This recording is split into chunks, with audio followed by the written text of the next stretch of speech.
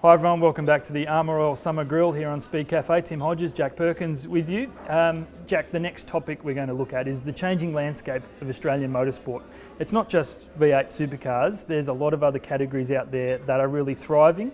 Let's start with the GT Championship, which the numbers are going through the roof. It is going to be something to watch in 2016.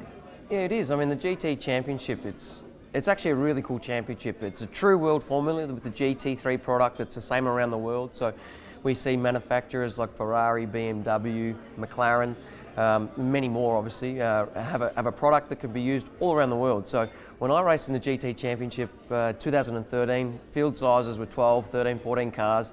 Then Tony Quinn bought the category. He saw a vision there, and it's incredible to see where it's at now. 30 plus cars on the grid.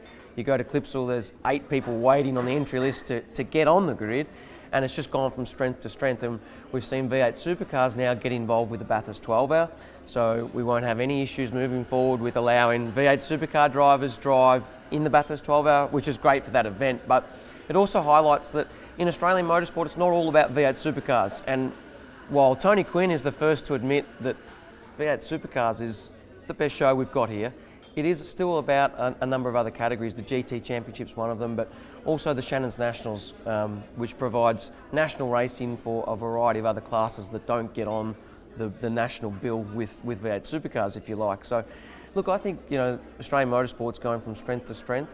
The GT stuff we've touched on is one category, but there's a number of other categories as well. The Kumho V8 supercars, for example, where the older generation cars go, they've got massive field sizes and the racing's tremendous, and they get to race on their own bill. So, look, it's exciting times. We'll get to the Shannons in a moment. I just want to ask you, a lot of talk that V8 supercar teams might get involved and run a GT team as well. Can you see the day where a V8 team like Holden Racing Team has their V8 cars and then they've got their GT Championship cars all in the same shop?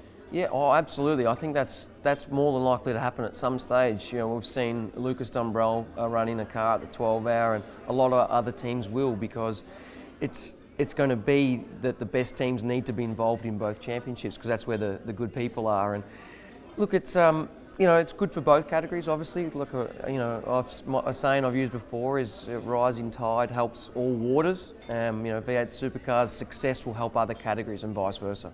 Shannon's Nationals, you raced a lot in this category in 2015. CAMS is buying into this category next year. What will that mean to the Shannon's Nationals?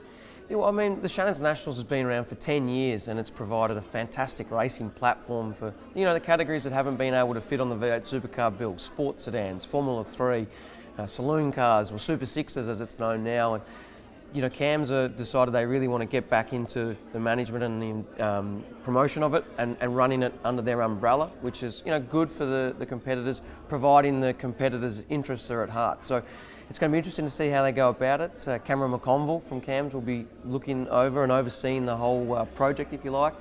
And look, there's a number of good categories there that'll be on the bill, but we've also seen CAMS, ditch Carrera Cup from the National Championship, ditch the Gold Star from Formula 3. So hopefully, like I said, the competitors' interests are first and foremost.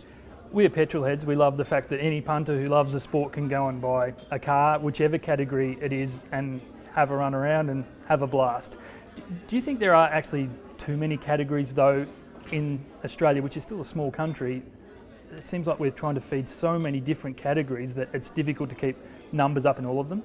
Yeah, I mean, it's tough though, because you've got varying levels of competitors and various interests in motorsport. People like big thumping V8s or big sports sedans, high horsepower, and then you've got people like the open wheelers. So I think we've got a good mix of categories. We've got a lot of good young drivers that can go down either path, whether it's an open wheeler path in Australia and then to Europe, or if you want to race V8 supercars, you can start with the Kumho V8s and into the development series and so on. So I think we've got a pretty good mix, but there's probably not a lot of room for any more categories on top of what we've got now. All right, thanks for your time, Jack. Good to shoot a topic around like that. That is the Armour Oil Summer Grill.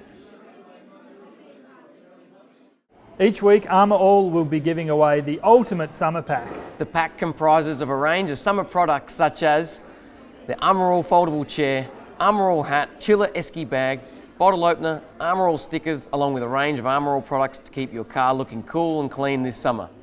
To enter the draw, all you have to do is click on the link below and fill in your details. It's that easy. See you tomorrow for another episode of the Armour All Summer Grill.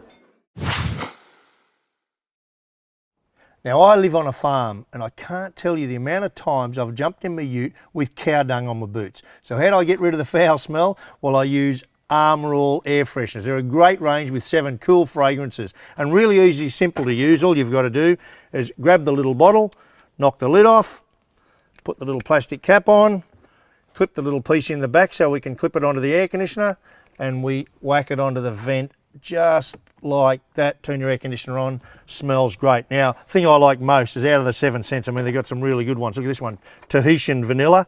We've got summer melons, that sounds great. Or how's if you drive a 20-year-old piece of junk, new car, very cool.